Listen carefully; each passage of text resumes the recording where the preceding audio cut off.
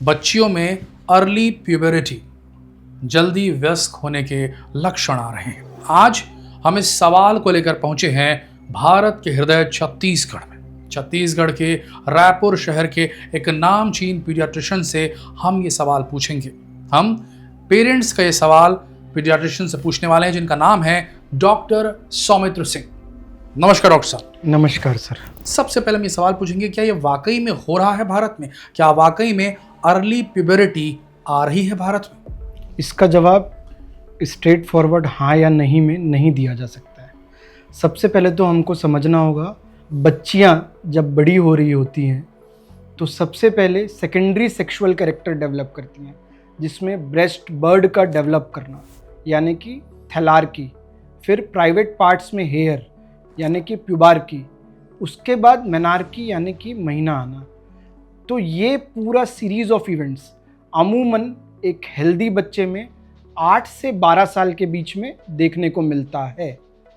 8 साल में थैलार्की यानी कि ब्रेस्ट बर्ड का डेवलप होना, और लगभग उससे 2 से 2.5 साल के भीतर में ही एक हेल्दी बच्चा मेनार्के यानी कि महीने के आने का डेवलपमेंट शो करता है। अब भारत में ट्रेंड क्या था? भारत में ट्रेंड ये था कि अमूमन मेनार्के 10 से 11 साल 12 साल तक बच्चियों में आता था। अब because of obesity, because of environmental changes, because of life style changes, इसमें एक शिफ्ट देखने को मिल रहा है। Indian journal of paediatric endocrinology and metabolism, इसका एक बाकायदा रिसर्च है जिसमें ये पाया गया है कि लास्ट 2 डिकेड में, मतलब 2000 के बाद से ये शिफ्ट आया है 1 से 2 साल का। मतलब ऑनसेट ऑफ प्यूबर्टी लगभग 1 से 2 साल जो पहले देखने को मिल रही थी, अब उससे अधिक पहले देखने को मिल रहा है। लेकिन आपको इसमें समझना पड़ेगा, जब हम लेबल करते हैं प्रीकॉशियस प्यूबर्टी, तो 8 साल के पहले यदि बच्चा सेकेंडरी सेक्सुअल कैरेक्टर जैसे कि ब्रेस्ट बर्ड का डेवलप करना, जिसको हम थैलार्के बोलते हैं, वो डेवलप करे, या मेनार्के 10 साल से पहले आ जाए, उसको हम पैथोलॉजिकली मानते हैं कि ये अर्ली प्रिकॉशियस प्यूबर्टी है। अर्ली प्रिकॉशियस प्यूबर्टी जब देखने को मिलती है तो उसमें डेफिनेटली हमको मेडिकल कंडीशंस को रूल आउट करना पड़ता है, जैसे central causes of precocious puberty, जैसे बच्चे को पुराना कोई मस्तिष्क में इन्फेक्शन है, ट्यूमर है, सिस्ट है, उसको रूल आउट करना पड़ता है 8 साल से पहले। आप समझ रहे हैं? या पेरिफेरल कॉजेस कुछ हैं, जैसे adrenal tumour cyst, ovarian tumour cyst, लेकिन 8 साल से पहले। तो ओबेसिटी या इन्वायरमेंटल फैक्टर के कारण जो हो रहा है वो डेफिनेटली पैथोलॉजिकल नहीं है कि वो 8 साल से पहले हो जा रहा है, वो हो रहा है 8 साल से 12 साल के बीच में, लेकिन ट्रेंड थोड़ा अर्लियर शिफ्ट हो रहा है। अच्छा, तो आपका कहना है कि शिफ्ट तो हो रहा है डेफिनेटली, लेकिन 8 साल से पहले अगर ये हो जाए तब फिर इसे कहा जाएगा कि हाँ, किसी प्रकार की बीमारी की वजह से हो रहा है। डेफिनेटली जो मेडिकल कॉजेज होंगे उसमें अमूमन 8 साल से पहले अगर हो रहा है, जैसे सेंट्रल प्रिकॉशियस प्यूबर्टी के केस है, यूजुअली हम एक एज ऑफ प्रेजेंटेशन की बात करते हैं तो 6-6.5 साल में प्रेजेंट कर जाते हैं। बच्चों में वयस्कों के लक्षण जैसे प्राइवेट पार्ट्स में बाल आना, आवाज़ का बदलना, बिहेवियरल चेंजेस होना, ठीक है, ब्रेस्ट बर्ड का डेवलप होना, ये 6.5-7 साल में देखने को मिलता है। इस समय डेफिनेटली अपन को अंडरलाइन कॉज रूल आउट करने के लिए बोन एक्सरे, बोन एज देखने के लिए, सोनोग्राफी, यूएसजी एब्डोमेन, कोई ओवेरियन सिस्ट ट्यूमर तो नहीं है वो देखने के लिए, एमआरआईज, कोई ब्रेन ट्यूमर तो नहीं है, गोनाडोट्रोपिन्स के लेवल, वो सब इवेल्युएट करना पड़ता है to rule out the medical cause. तो आपका कहने का मतलब है, अगर वयस्कता के लक्षण 8 साल से पहले देखने को मिले तो पेरेंट्स को सतर्क हो जाना चाहिए। बिल्कुल सतर्क हो जाना चाहिए, और पीडियाट्रिशियन, पीडियाट्रिक एंडोक्राइनोलॉजिस्ट, इनसे मिलना चाहिए और इवेल्युएट करवाना जरूरी है। यहाँ पर हम ये सवाल पूछना चाहेंगे, आपने ये तो बता दिया कि ये एक मिथ नहीं है, ये हो रहा है भारत में, पर कारण क्या है इसका और इसका मैकेनिज्म क्या है? ये प्यूबरिटी समय से पहले क्यों आने लगी है और क्या मैकेनिज्म है इसके पीछे? जब मेडिकल कॉज रहेगा तो मेडिकल कॉज अंडरलाइन जो भी उसका जड़ है उसकी वजह से आएगी। लेकिन एक ट्रेंड जो देखने को मिल रहा है, भले ही वो 8 साल 9 साल में आ रहा है, लेकिन ट्रेंड क्या बोल रहा है? ट्रेंड ये बोल रहा है कि पहले बच्चियों को 11-12 साल में पीरियड्स आ रहे थे, 10 साल में थैलार्के देखने को मिल रहा था। ओबेसिटी होने की वजह से अब ये 8 साल 9 साल में थैलार्के मतलब ब्रेस्ट बर्ड डेवलप हो जा रहे हैं, 10-11 साल में ही पीरियड आ जा रहा है। रेंज में तो है, नॉर्मल रेंज में, लेकिन थोड़ा शिफ्ट अर्ली है। तो ये क्यों हो रहा है? ये हो रहा है ओबेसिटी की वजह से। जब भी शरीर में एक मिनिमम फैट थ्रेशोल्ड आता है, मतलब वसा की मात्रा बढ़ती है, तो दिमाग को लगता है कि शरीर रेडी हो गया रिप्रोडक्शन के लिए। ऐसा क्यों होता है? फैट जो होता है, एडिपोसाइट्स जो होते हैं, वो एक सिग्नल पहुंचाते हैं ब्रेन तक। फैट सेल्स, एडिपोसाइट्स, जहां पे ये फैट जमा है। अब बच्चे सीडेंट्री लाइफ स्टाइल से ज़्यादा खेल कूद नहीं रहे हैं, जंक खा रहे हैं, है ना। तो इन सब चीज़ों की वजह से क्या है, बैठे बैठे वजन बढ़ रहा है। अब वजन बढ़ेगा तो जाएगा कहाँ? वो फैट के फॉर्म में स्टोर हो रहा है, ऑब्वियसली। एडिपोसाइट्स, सेंट्रल ओबेसिटी बढ़ रही है, तो यहाँ से एक सिग्नल पहुंचता है, लेप्टिन नामक हार्मोन होता है, वो ब्रेन के हाइपोथैलेमस को ट्रिगर करता है। हाइपोथैलेमस ब्रेन का एक पार्ट है। हाइपोथैलेमस मास्टर एंडोक्राइन ग्लैंड है। मतलब जैसे स्कूल में प्रिंसिपल होता है, सबको गाइड करता है, वैसे ही हमारे शरीर की बाकी ग्रंथियों को भी, बाकी एंडोक्राइन ग्लैंड्स को भी गाइड करता है हाइपोथैलेमस। आहिमा एट ऑल, एक स्टडी हुई, बहुत ही रेप्यूटेड जर्नल नेचर में इसको पब्लिश किया गया। इसमें बताया गया कि फैट थ्रेशोल्ड जो होता है वो ज़रूरी होता है। इतना फैट बॉडी में इकट्ठा हो गया तो दिमाग को पता चलता है, और फिर दिमाग सोचता है कि हाँ, अब शरीर रेडी हो गया रिप्रोडक्शन के लिए। तो प्यूबर्टी धीरे धीरे शरीर अचीव करना चालू करता है, और ये पूरा मैकेनिज्म होता है। Fat cells, adipocytes leptin release करते हैं, लेप्टिन हाइपोथैलेमस को ट्रिगर करता है, फिर hypothalamus gonadotropin releasing hormone GnRH उसको पल्सेटाइल वे में धीरे धीरे रिलीज करता है। उसके रिस्पॉन्स में pituitary, anterior pituitary luteinizing hormone LH और FSH सिक्रीट करता है। फिर अल्टीमेटली शरीर में एंड्रोजेंस, एस्ट्रोजन, ये सब सिक्रीट होता है, और फिर बच्चियां सेकेंडरी सेक्सुअल कैरेक्टर पहले डेवलप करती हैं, फिर धीरे से मेनार्की यानी कि महीना आना चालू होता है। तो ये सारे हार्मोन्स के निकलने की वजह से फिर प्यूबरिटी आती है। डेफिनेटली।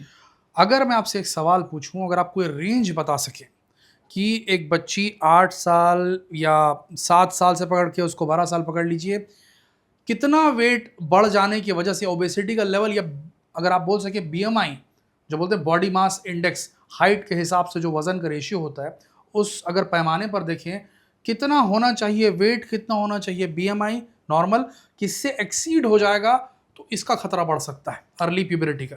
वजन, ओबेसिटी, इसको रिफ्लेक्ट करने के लिए बेटर फाइन ट्यून पैरामीटर होता है body mass index, BMI। BMI हम ऐसे निकालते हैं, वेट डिवाइडेड बाय हाइट का स्क्वायर, है ना। वेट हम केजी में ले लेते हैं, हाइट को हम मीटर में ले लेते हैं, और वो डिवाइड करके हम BMI निकालते हैं। क्योंकि वेट के साथ साथ हाइट भी एक रोल प्ले करता है। Weight by height metre square में लेके अपन BMI निकालते हैं। फिर BMI को हम प्लॉट करते हैं ग्राफ में। कोई सिंगल डिस्क्रीट वैल्यू नहीं है कि इसके ऊपर है तो ज़्यादा, इसके नीचे है तो कम। अगर वो 23 इक्विवेलेंस ऑफ एडल्ट उससे अधिक है आपके बच्चे का BMI, तो वो ओवरवेट है बच्चा, और 27 इक्विवेलेंस ऑफ एडल्ट उससे अधिक है तो बच्चा ओबीज है। तो ओबीज में ज़्यादा चांसेस है। डेफिनेटली अर्लियर प्यूबर्टी देखने को मिलती है ओबीज बच्चों में। स्टडी भी हुई है, कैस्पोविट्स एट ऑल 2008 में, बहुत रेप्यूटेटेड स्टडी है। इसमें बॉडी मास इंडेक्स और अटेनमेंट ऑफ प्यूबर्टी का एज डायरेक्टली कोरिलेटेड है। हम ये जान चुके हैं कि ओबेसिटी यानी कि मोटापा एक बहुत बड़ा कारक हो सकता है अर्ली प्यूबरिटी का। इसके अलावा कोई कारण होते हैं सर जिसकी वजह से हो सके? Definitely endocrine disruptor chemicals, EDCs। ये क्या होते हैं? EDCs जैसे थैलेट्स, बिस्फिनॉल A, पैराबेंस और DTT जो पेस्टिसाइड्स होते हैं, ये सारे EDCs होते हैं। बेसिकली EDCs करते क्या हैं? ये जाते हैं जो हार्मोन्स के रिसेप्टर्स हैं उसके साथ इंटरेक्ट करते हैं और उनको अननेसेसरीली स्टिमुलेट कर देते हैं। दूसरा, ये कभी कभी कुछ हार्मोन्स के लेवल कम भी कर सकते हैं, कुछ हार्मोन्स जैसे खुद मिमिक कर सकते हैं, जिसको हम बोलते हैं जीनोएस्ट्रोजेंस या जीनोप्रोजेस्ट्रॉन्स। ये केमिकल्स आपके सराउंडिंग में, प्लास्टिक्स में, कॉस्मेटिक्स में, पेस्टिसाइड्स रेसिड्यू के फॉर्म में आपके खाने में हर जगह मिल सकता है। कुछ ऐसे एग्जाम्पल्स बताइए कि EDCs कहाँ कहाँ मिल सकते हैं? EDCs कहाँ कहाँ नहीं मिल सकते हैं आप ये पूछिए। जितना भी पॉलीकार्बोनेट प्लास्टिक होता है, जैसे जो भी किचन में आपके प्लास्टिक है, food storage jar, water storage bottle, है ना, जो मिक्सी जार, हर जगह आपको पॉलीकार्बोनेट प्लास्टिक मिल सकता है। स्कूल के टिफिन के डिब्बे, डेफिनेटली उसमें तो गरम हम खाना। गरम गरम खाना पैक करके देते हैं। हम प्लास्टिक की बोतल पानी की खरीदते हैं, पीते हैं, आधी बची हुई बोतल कार में रख देते हैं, वो धीरे से गर्म हो रहा है पानी उसमें, फिर हम थोड़ी देर बाद उसी पानी को पी लेते हैं। बच्चा टिफ़िन लेके जा रहा है, जो हम पैकेज कर रहे हैं टिफ़िन में वो प्लास्टिक का है, वो गर्म टिफ़िन लेके जा रहा है, और यही गर्माहट, वार्मनेस रिलीज़ करती है केमिकल को खाने में। चाय का कप प्लास्टिक का, पानी की बोतल प्लास्टिक की, खाना पैक करने का जो पात्र है वो भी प्लास्टिक का, इवन खाना पकाने का पात्र जो है नॉन स्टिकी पैन्स, क्या बात कर रहे हैं आप? उसमें भी हर जगह आप प्लास्टिक का इस्तेमाल कर रहे हैं। नॉन स्टिक पैन में भी होता है? बिल्कुल, कुछ नॉन स्टिक पैन्स में, मैं लेबल नहीं करूंगा कि सब में ऐसा होता है, लेकिन कुछ नॉन स्टिकी पैन में होने की संभावना रहती है। तो हर जगह प्लास्टिक है, हर जगह बिस्फिनॉल ए है, हर जगह थैलेट्स है। कॉस्मेटिक प्रोडक्ट जो यूज़ करते हैं, स्किन प्रोटेक्शन क्रीम जो अपन जिसको बोलते हैं सनस्क्रीन, लिपस्टिक्स, ये सब में पैराबेन्स मिलते हैं। ऑर्गेनोक्लोराइड्स जो पेस्टिसाइड्स होते हैं, जिसमें मेनली DTT, ये पेस्टिसाइड्स इंडियन सॉइल में बहुत ज़्यादा यूज़ होती है। इसके थ्रू हमारे खाने, सब्जियों और फलों में ये पेस्टिसाइड रेसिडुअल के फॉर्म में आ सकता है। तो ये सारा EDCs हैं, ये आपके एंडोक्राइन सिस्टम को डिसरप्ट कर सकते हैं। और ऐसा नहीं है कि हम इसको हवा में बात करें, there are certain studies, human reproduction journal में 2010 में ये स्टडीज़ हुई कि वो बच्चियां जो थोड़ा सा जल्दी ट्रेंड में रहते हुए ही थोड़ा सा जल्दी प्यूबर्टी अचीव कर रही हैं, उनकी यूरिन में थैलेट्स के मेटाबोलाइट्स पाए गए। मतलब phthalate metabolites were found in the urinary sample of those adolescent females who have achieved puberty a bit earlier as compared to the trend of their demographic profile. Phthalate मतलब plastic के particles. तो studies हैं।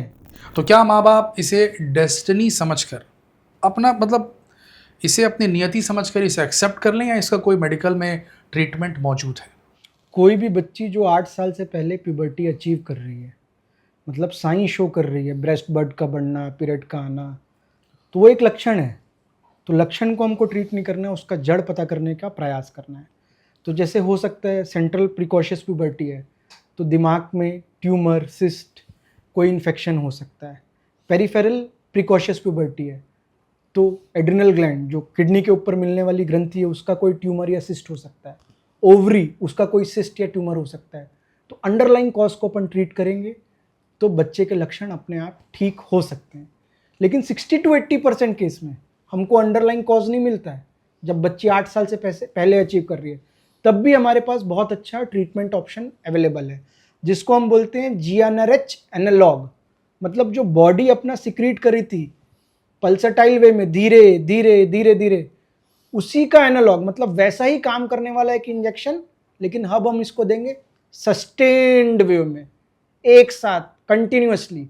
Sustained वे में जब इसको body को मिलता है तो आगे के ग्लैंड्स, पिट्यूटरी ग्लैंड्स, वो डिसेंसिटाइज हो जाते हैं, तो आगे का प्रोसेस रुक जाता है। तो ये जो दवाइयाँ ये प्यूबर्टी ब्लॉक नहीं करती, ये प्यूबर्टी लॉक करती हैं। जब बच्चा अपने फिजिकल एज, क्रोनोलॉजिकल एज को अचीव करेगा तो हम दवाइयाँ हटा लेते हैं और बच्चा धीरे धीरे अपनी नॉर्मल फिजियोलॉजी के साथ आगे बढ़ने लगता है। तो treatment is 110% available, and without any fear parents should go and assort the treatment from a good paediatrician. आगे देखिए। तो सर ये हाइट जो है, इसके बढ़ने के पीछे कौन सा तंत्र काम करता है, सिस्टम क्या काम करता है, ज़रा बताइए। अगर मैं आपसे पूछूं 4-5 वो खाद्य पदार्थ जो कि बच्चे की हाइट में हेल्प कर सकें, क्या आप बताना चाहेंगे?